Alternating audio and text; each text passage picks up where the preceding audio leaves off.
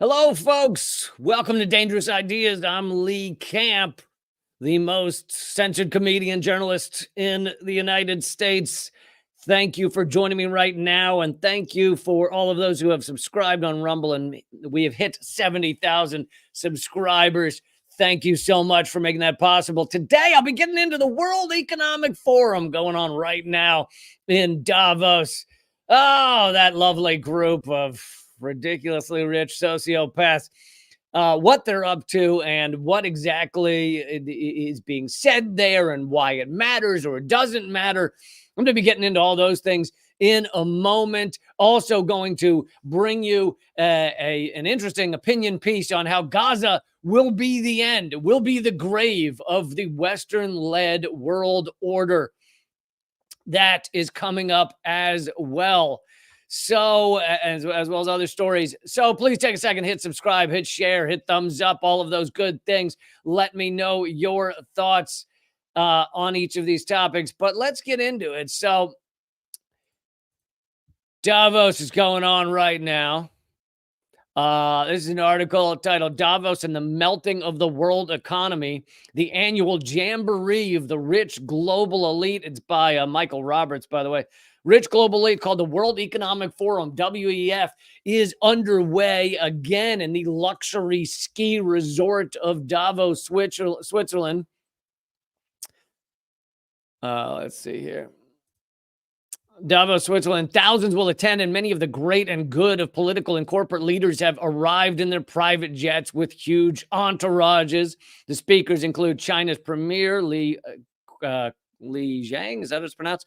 The head of the EU, Ursula von der Leyen, and Zelensky from Ukraine, and many top business leaders. The WEF aims to discuss the challenges facing humanity in 2024. Of course, the richest in the world can decide how to tackle those challenges. Of course, they are our betters, right? They're the ones we look up to and respect as they control the world. The article continues, these challenges, however, are primarily seen from the point of view of global capital, and any proposed policy solutions are driven by the aim to sustain the world capitalist order. And that's one of the most important points, which I'll be getting to in a few minutes when I give my rundown of all this, beyond just what this article says.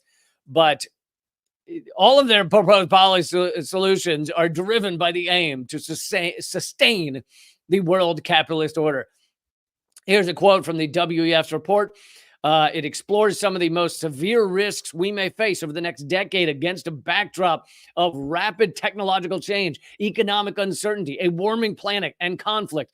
As cooperation comes under pressure, weakened economies and societies may only require the smallest shock to edge past the tipping point of resilience. Isn't that interesting when you exploit societies and areas of the world so excessively that all it takes is a slight shock and they're pushed past the brink? Isn't that interesting? That's how that works. The article says on the world economy, the report is worried. Entering the top 10 risks for those surveyed in 2024 was the cost of living crisis and economic stagnation. Here's a quote from the WEF report. Although a softer landing appears to be prevailing for now, the near-term outlook remains highly uncertain. There are multiple sources of continued supply-side price pressures looming over the next 2 years, from El Nino conditions to the potential escalation of live conflicts. And if interest rates remain relatively high for longer, small and medium-sized enterprises and heavily inebriated countries actually would be far better. I mean, I think we'd all be better if we were a little inebriated at all times. Heavily indebted countries will be particularly exposed to debt distress. So debt, the thing we've just made up, and it is destroying our world. And the fact that our monetary system, in order to just have a currency, in order for it to exist, it is immediately debt. From the moment a dollar is created, $1.05 is owed, meaning it is impossible to ever pay back the debt, and yet debt crushes areas of the world, forces people into poverty and suffering around the world. However, in the U.S., we just have the largest debt of any country ever, and yeah, it's fine. It's fine. So the article, so that was from the WEF report before that, but this from back from the article. The so-called soft landing, i.e., steady economic expansion. Oh, endless growth. Why is that we need endless growth? Huh? Why is that our economic system has to behave like a cancer? Steady economic expansion without a slump is confined to the U.S. economy, not elsewhere, at least among the major advanced capitalist economies. So the soft landing is about not going into recession. It's about steady economic expansion, even if slight. And the reason it's confined to the U.S. has a lot to do with the fact that because we print the currency, the petrodollar, because we can just print however much we want, debt doesn't have the same impact on us that it has on other countries. To continue from the article, even the U.S. economy's prospects are nothing to write home about, despite the optimistic talk from many American sources. A recession in the year ahead seems less likely than it appeared at the start of 2023. Since interest rates are trending lower, gas prices are down for last year, and incomes are growing faster than inflation, said the chief economist of Comerica Bank. Wonderful. Gas prices are down. Great. So we can just keep using fossil fuels and destroying our entire future. All is well. In the rest of the G7 economy, things look worse. The German economy declined 0.3% in 2023 and could well dive further this year, with Germany's manufacturing industry contracting at 6 to 7%. Oh, Germany, one of the countries that we destroyed their economy by creating a proxy war in Ukraine and blowing up one of their most important gas pipelines, the Nord Stream pipelines, and cutting off essentially all economic activity with Russia, which it would be a natural ally for them, which would be a natural economic trading partner because of location and because of resources. But instead, the U.S., who wanted to cut off that cooperation between Russia and Europe, largely succeeded on that regard. Much of what we wanted from the proxy war has not succeeded, but crushing the economic ties between Russia and Europe has worked. Of course, here is the result, that many of these economies are suffering, many people are suffering, but that's fine. The U.S. doesn't care about that. Both the French and UK economies have turned negative in the last quarter of 2023. It's the same for Canada and Japan, while Italy is stagnating. And there are several other advanced capitalist economies, advanced meaning late stage, meaning just before the collapse, advanced capitalist economies already in recession: Netherlands, Sweden, Austria, and Norway. In the so-called emerging economies, many have slowed down considerably from any recovery burst in 2022 after the end of the pandemic slump of 2020.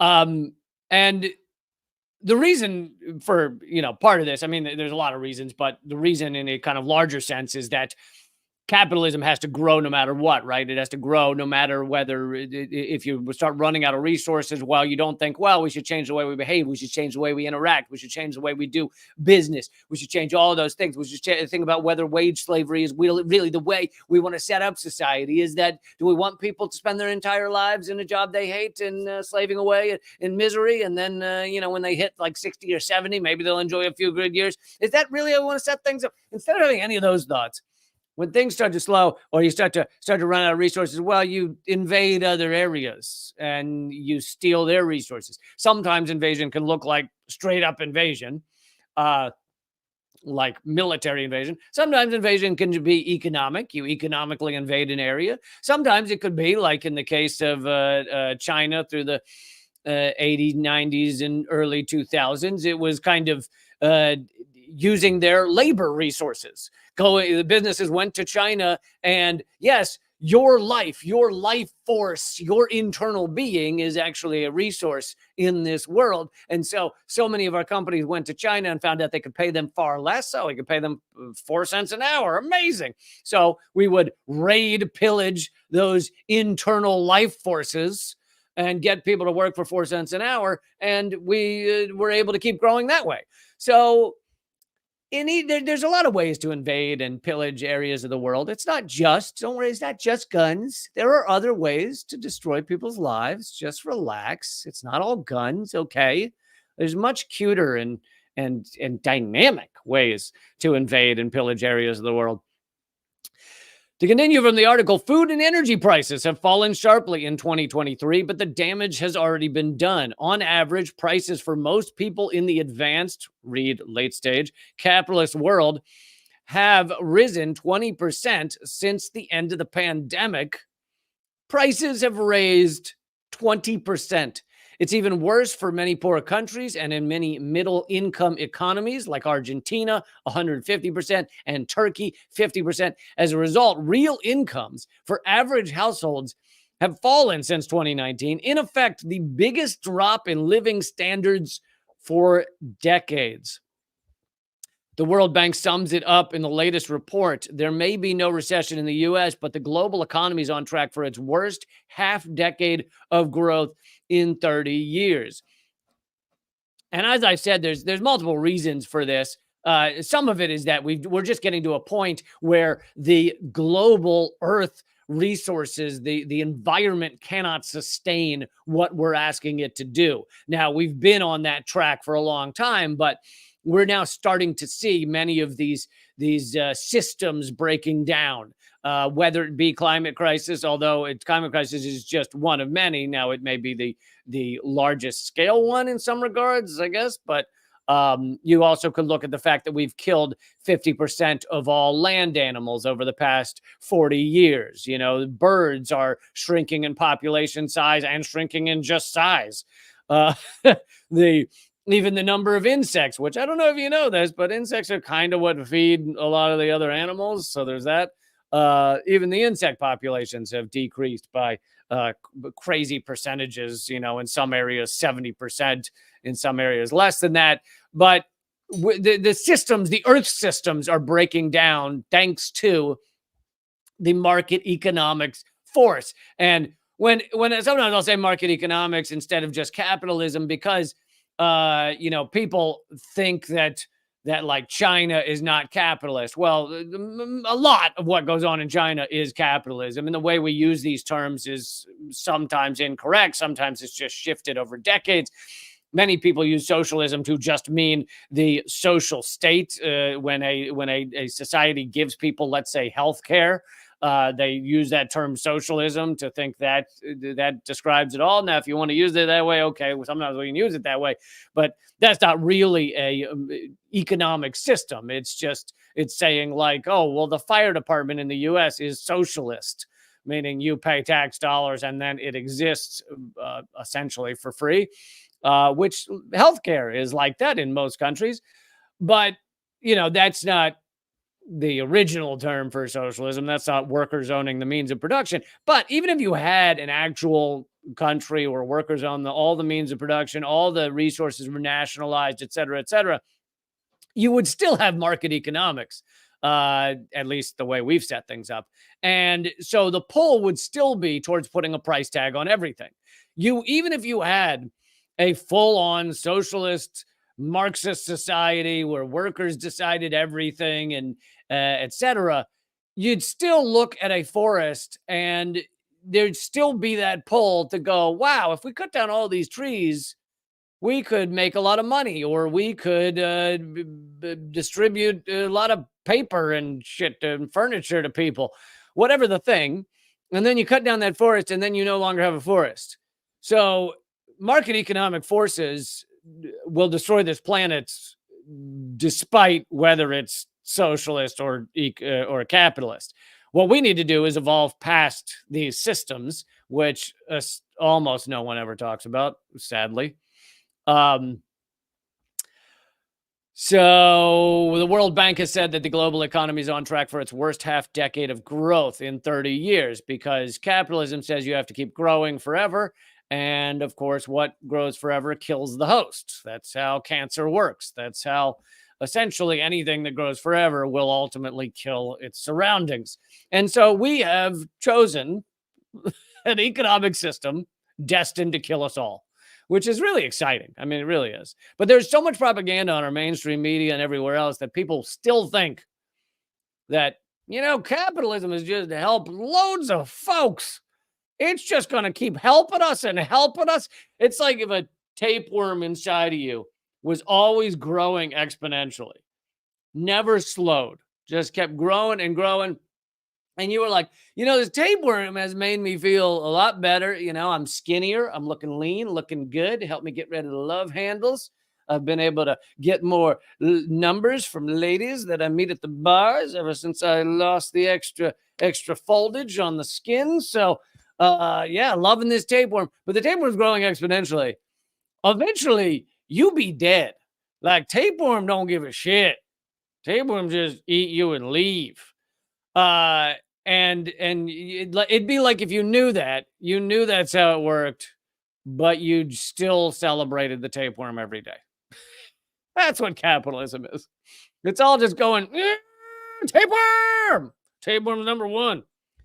The World Bank expects, and of course, this is a mythical tapeworm that grows forever, but the World Bank expects GDP growth in the world economy to expand just 2.4% in 2024. We're not growing enough. The cancer is not moving fast enough.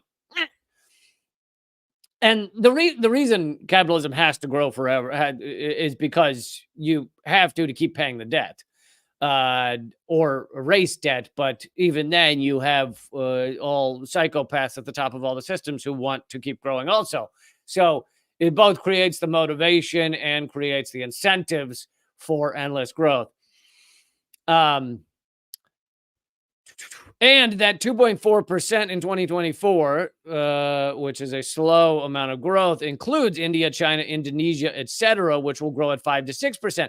But also, if you took China out of the equation, then really there would be no growth over the past many years. Also, people who like to reference capitalism and talk about how much it has decreased not necessarily decreased inequality. Inequality is horrific, but has taken people out of poverty. They'll go, look how many people have been taken out of poverty just in the past, 20 years or something like that. Well, if you take China out of that equation, it's like not many. It's actually like inequality has stayed exactly the same. The difference is China has taken 850 million people, like 2.5 United States worth of people, out of extreme poverty over the past 30 years. So China is responsible for the vast majority of taking people out of extreme poverty over the past 3 decades.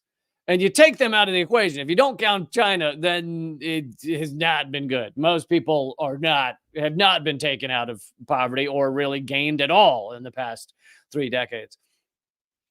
To continue from the article, this would mark the 3rd year in a row where growth would prove weaker than the previous 12 months. Without a major course correction, the 2020s will go down as a decade of wasted opportunity. That's what the World Bank says, because they only view exploitation, extraction, pillaging. That is opportunity to them. So if there's not enough growth, meaning not enough extraction and profit, then that is a lost opportunity, an opportunity to extract and eat and then shit out part of the world. You don't want to miss that opportunity.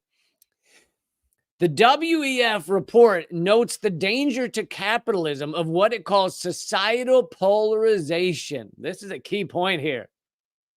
So WEF, Davos, it says it's a danger to capitalism to have such severe societal polarization. In other words, growing divisions between rich and poor caused by economic stagnation that leads to loss of support for existing parties of capital and their political institution.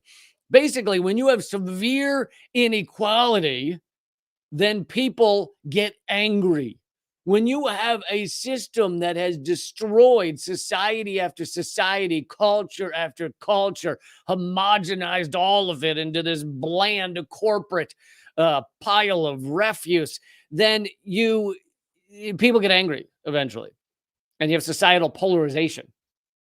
Often that happens when people find out about how the world is working. And so the rich at WEF, World Economic Forum, are worried that everyone being exploited and finding out how the system actually works could make them angry at the richest 1% in the world. The report does not mention the extent of social inequality in the world in 2024. But every year at Davos, Oxfam presents its alternative report on the state of world inequality. It is a staggering condemnation of the failure of the capitalist order to meet the social needs of the vast majority of humanity. In its report this year, entitled Survival of the Richest, they wrote, while ordinary people are making daily sacrifices on essentials like food, the super rich have outdone even their wildest dreams. Just 2 years in, this decade is shaping up to be the best yet for billionaires. A roaring 20s boom for the world's richest. So they gain immense amounts while people struggle more than ever, while people cannot get by, while people give up various food items so that they can afford it. The rich get richer than they've ever been. During the pandemic and cost of living crisis years since 2020, $26 trillion, 63% of all new wealth was captured by the richest 1%. The richest 1% took 63% of all new wealth, while $16 trillion, 37%, went to the entire rest of the world put together. To the bottom 99%, 37% went to them. A billionaire gained roughly $1.7 million for every $1 of new global wealth earned by a person in the bottom 90%. That's unbelievable. At least 1.7 billion workers now live in countries where inflation is outpacing wages, and over 820 million people, roughly 1 in 10 on Earth, are going hungry. Roughly 1 in 10 people on Earth are going hungry right now, while the richest got together in Davos in the Swiss Alps to talk about how to protect capitalism from this shit show. Women and girls often eat least and last and make up nearly 60% of the world's hungry population. Entire countries are facing bankruptcy, with the poorest countries now spending 4 times more repaying debts to rich creditors than on healthcare. As usual, the WEF in its report offers no policy solutions to reverse or even curb this grotesque level of inequality. Not even a wealth tax. So the WEF, despite the fact that when you see these videos, they get together and they act like they're giving solutions to the problems in the world. They act like they're actually trying to fix things. But they are always doing it to protect capitalism, to protect an economic system that is destroying lives, has destroyed lives, has entrenched most people in wage slavery, and is destroying our planet. That is their goal. And they give no solutions that could do anything for inequality. The top risk issue for those surveyed by the WEF is extreme weather. The economic consequences of global warming and climate change are what worries the corporate and government leaders at Davos. And here's the thing. Extreme climate change absolutely will harm all of us. But the rich are worried it might harm their investments. It might harm their ability to continue to have all of us entrenched in an exploitative system. And that is why it worries them. It doesn't mean climate crisis isn't real. We can see it's real. We can see from the 99.7% of all peer-reviewed journalistic articles, peer-reviewed scientific articles in journals, so we know it's real, but guess what? The rich are using it to their advantage as best they can, which is what they do with everything. Anything that happens in the world, they will use it to their benefit. The world experienced its hottest year in 2023, with climate records tumbling like dominoes as the global average temperature reached around almost 1.5 degrees Celsius above pre-industrial levels. According to European Earth Observation Agency Copernicus, average global temperatures during 2023 were higher than any time in the last 100,000 years. And if you look at this chart, even though I know it is pretty small, if you look at this chart of CO2 in the atmosphere, CO2 concentration, most of what you're seeing here on this chart, except for the last, centimeter, is before 1960. And then the final line on this chart is 1960 up to today, 2024. and the line shoots off the chart at a rate that is, I'm gonna say not good. I'm gonna go not good. According to a study published in Nature last year, the number of snow days in the Swiss Alps where they're meeting has fallen more in the past 20 years than over the previous 600. Winter skiing at Davos is in trouble. So literally these maniacs are meeting on melting Swiss Alps, on the melting Swiss Alps, and talking about defending capitalism. Global capital is worried about the damage to trade, investment from geopolitical rivalries, and social disillusion caused by misinformation about inequality and economic growth. Yeah, misinformation. They call it misinformation. Really, it's people becoming informed about how these things work, which you guys are doing as well, which is why you tune in. So thank you for being here. But so there's a summary of what's going on right now from the richest, the richest in the world meeting in Davos, and I'm trying to bring. I'm doing this now. I'm bringing you guys an extra little segment, kind of my rant about a topic of the day. I mean, I realize the whole hour is a rant, but this is slightly different, as you'll see. And you can let me know if you like it or you don't like it. They're all less than, they're all like 3 to 5 minutes. Anyway, here is my quick analysis of Davos for your viewing pleasure. And by the way, don't forget to hit thumbs up and share and all that good stuff. The richest in the world gather once a year to discuss how to best continue their pillaging of the planet. That's what it is.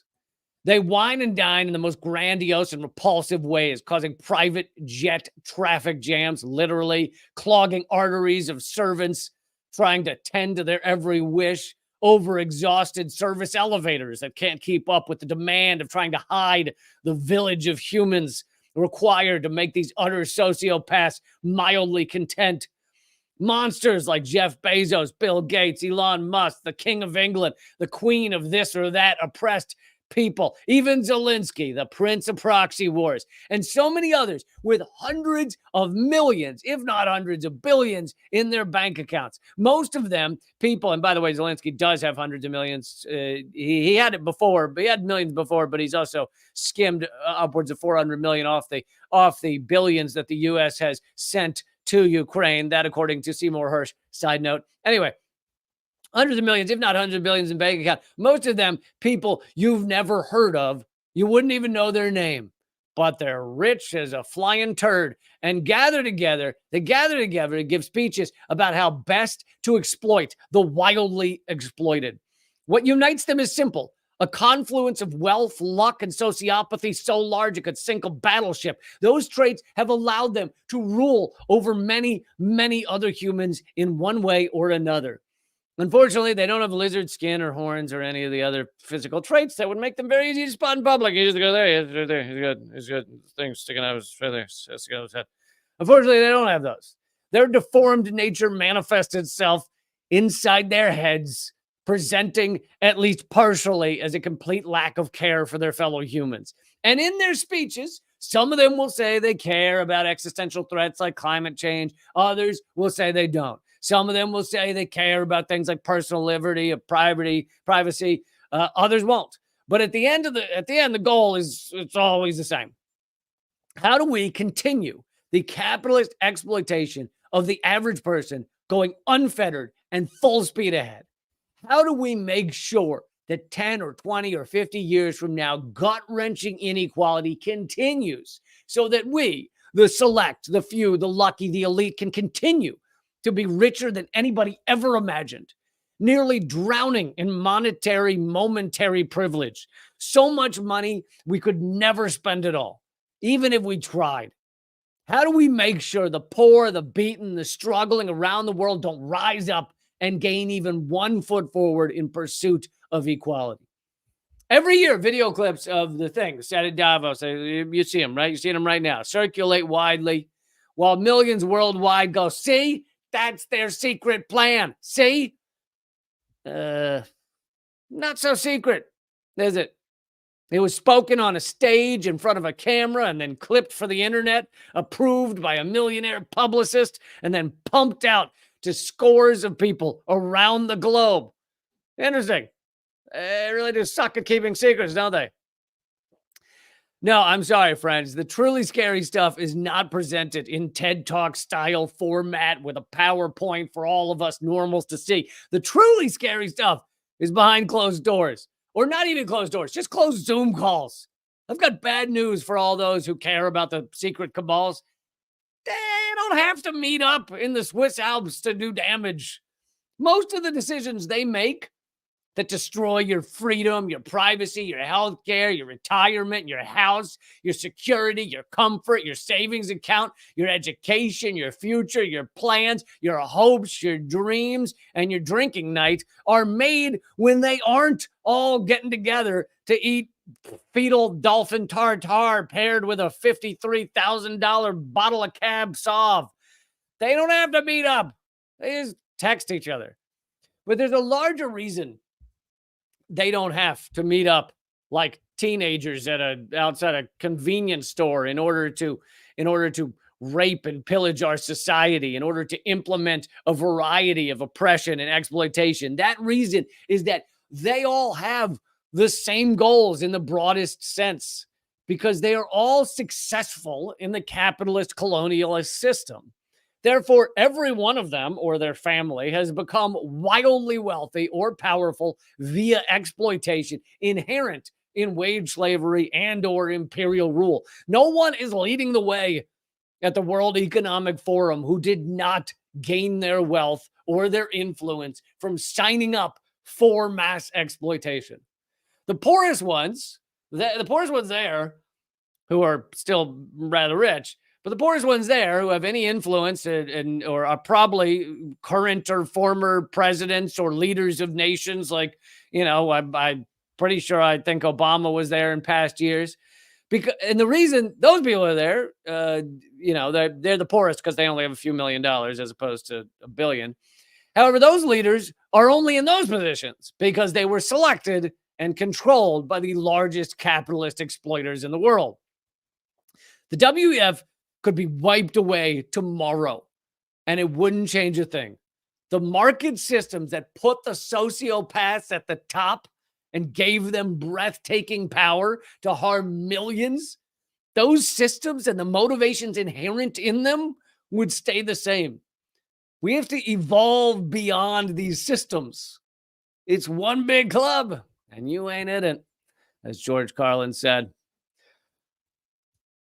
And I just thought this would be a nice little cap to that story. This story brought to you by AJ Plus in terms of just how much the rich are locking down this world as their playground, as their plaything. This is 2 minutes and 30 seconds. I don't know if I'm going to play the whole thing, but it's about how, who doesn't have access to Jamaica's beautiful white sand beaches?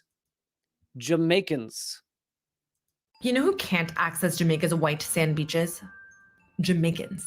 According to local advocacy groups' calculations, less than 1% of Jamaica's coastline is accessible to the public. Jamaicans have nowhere for themselves. We are living in between waters, and we have no access to a beach. Noors Arscott has been fishing at his local beach for most of his life.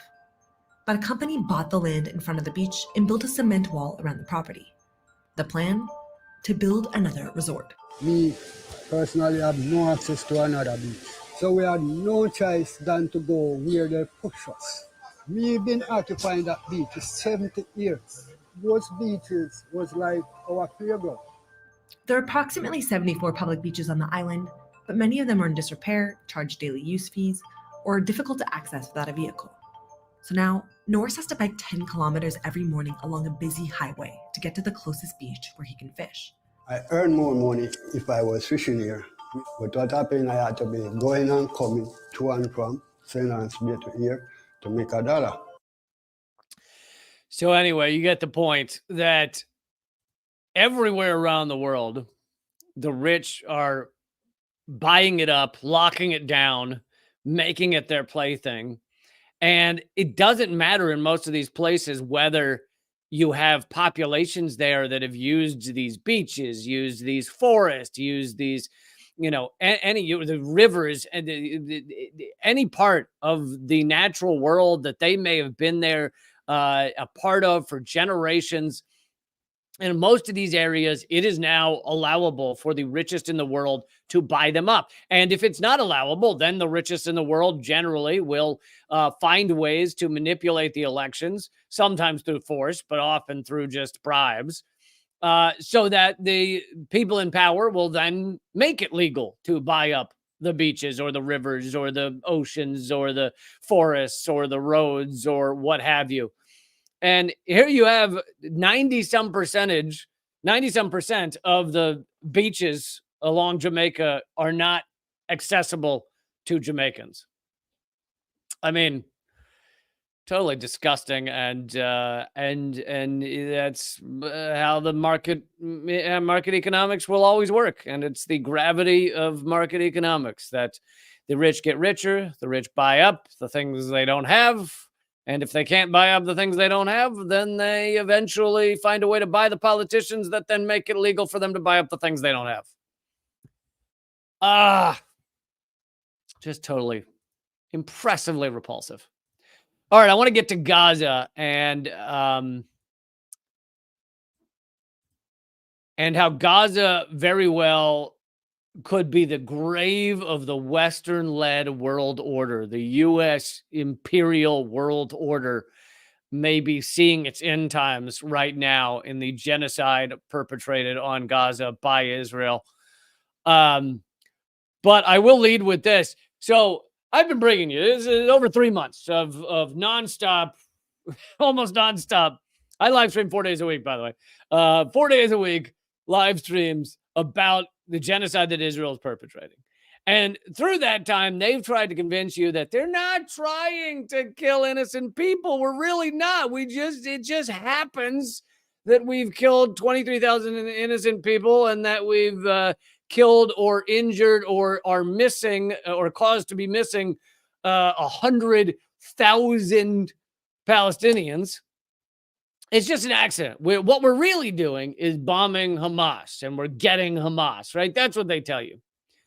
Well, even the New York Times has now admitted exactly how many in the senior Hamas leadership Israel has killed or captured. Does anyone want to venture a guess? Put your bets in now, folks. Put your bets in now. The over-under on how many senior Hamas leaders that Israel has killed for your bets, for your betting pleasure, is, we'll go 10. Over-under's 10. Senior Hamas leaders killed or captured. Okay, put in your bets now. Here is the answer as posted by Stephen Donziger. Excellent lawyer, but environmental lawyer. But he's posting New York Times. New York Times, January 13th. It's not clear how valuable the information has been to Israel, though none of the most senior leaders of Hamas have been captured or killed. Zero senior